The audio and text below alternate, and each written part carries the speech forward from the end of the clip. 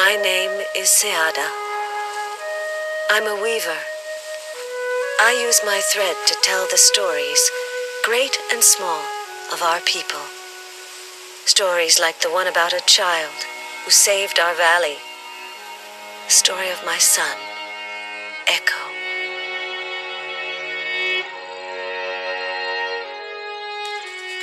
Life gave him many things, except the sense of sight. His ears, though, reveled in the legends I loved to tell him, the same ones I turned into tapestries for our village's temples. His favorite was the one about the serpent god that came down from the sky to lay a sacred egg in the heart of an ageless tree, the mother tree. But despite the beauty of the legends, the world was forgetting the gods. Soon, word came of a man from another valley who was raising an army to claim, steal, and enslave. This was no legend, but a brutal reality that hit our village among many others. Eqqo was still a child. One day he went to play outside and never came back. Ever since that day, I've searched for him, called for him, cried for him, in vain. Still, there may be a way, a hope, and it started with one single thread.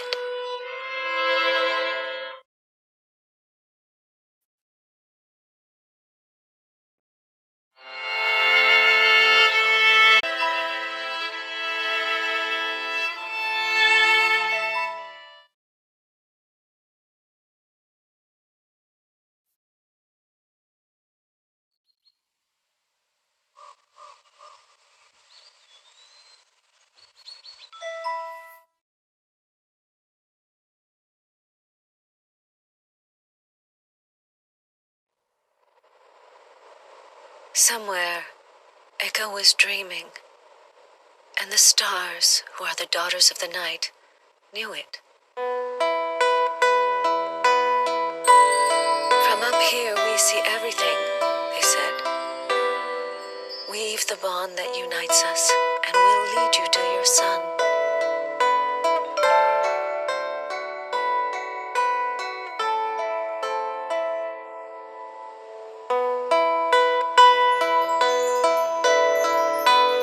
Trying to stay my trembling hand, I drew the path that was to lead me to Eqqo. I hadn't seen him for weeks.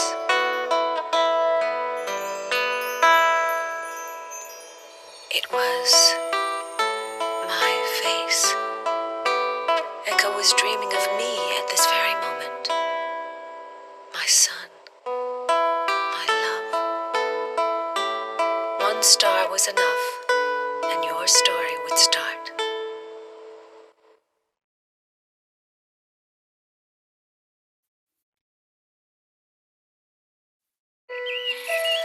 So this was where my son was, imprisoned, quietly sleeping in a cage. It wasn't the starting point I was expecting, but it was time for him to wake up.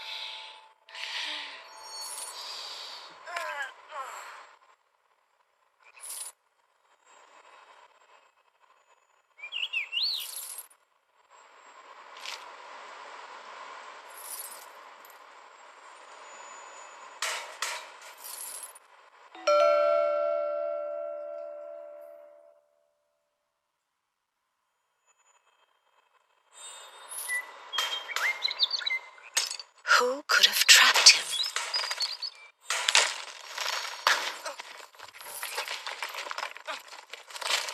Despite the shock, Eqqo was still imprisoned. A big rock was blocking his path.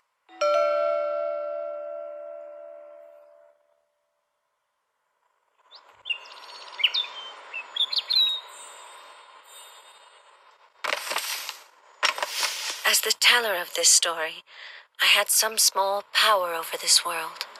The power to help Eqqo when I could.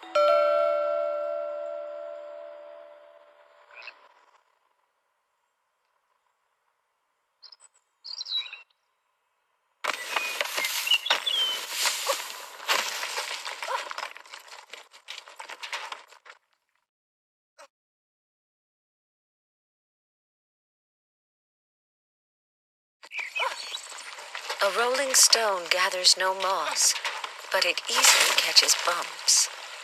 This was only the beginning of Eqqo's troubles, and of the difficult path that was going to make him a new being.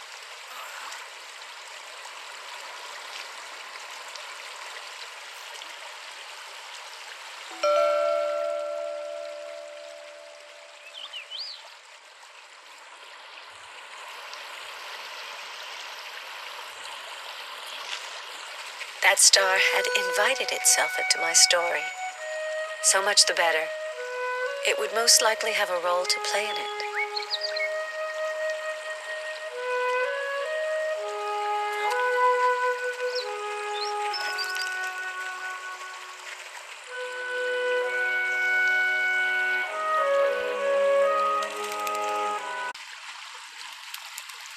One of Eqqo's first challenges was a bridge. A bridge that had abandoned its purpose ages ago.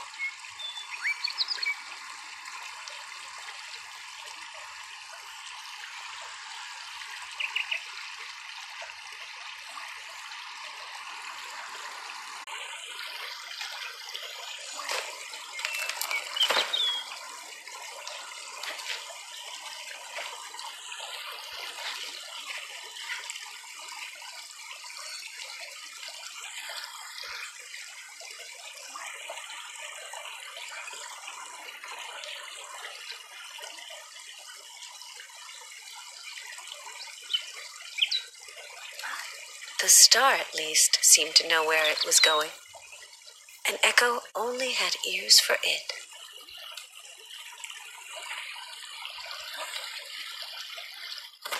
Whoops, this field held more surprises than the small streets of our village.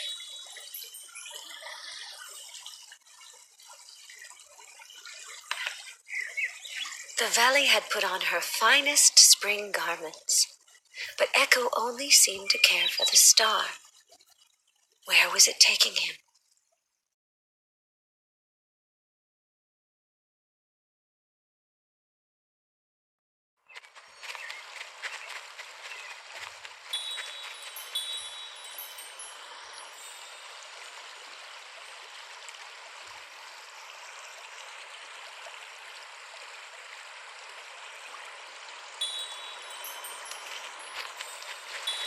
Beyond this stream began the sacred lands. Only pilgrims had the right to enter, but the star didn't seem to care.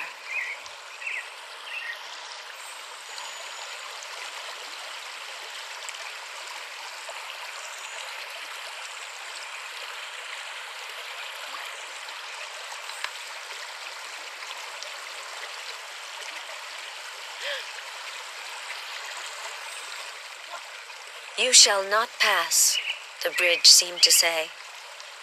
Objects can be so stubborn.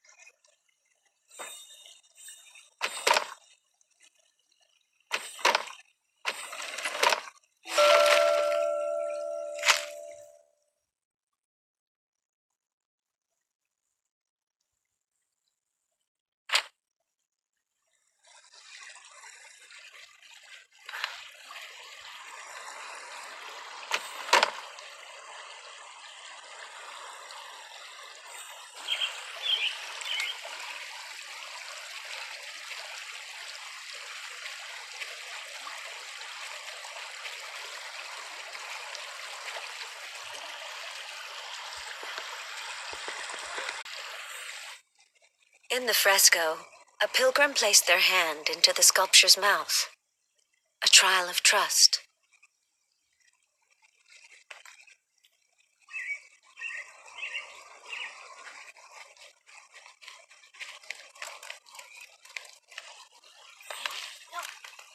Eqqo found a mechanism in the mouth of Talak, the stone head.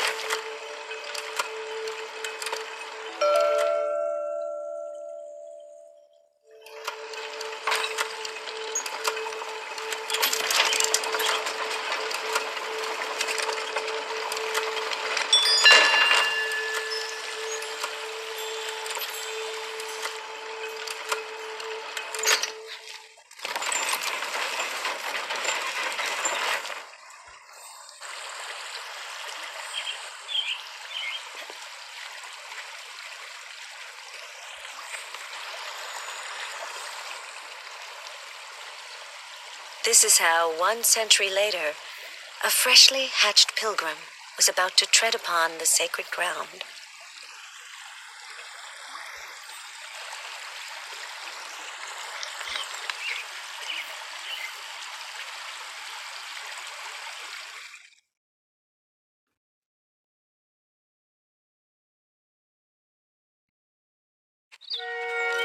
Feeling the beaten-down grass against his legs, Eqqo understood that something had made us stop here before moving on. Something big.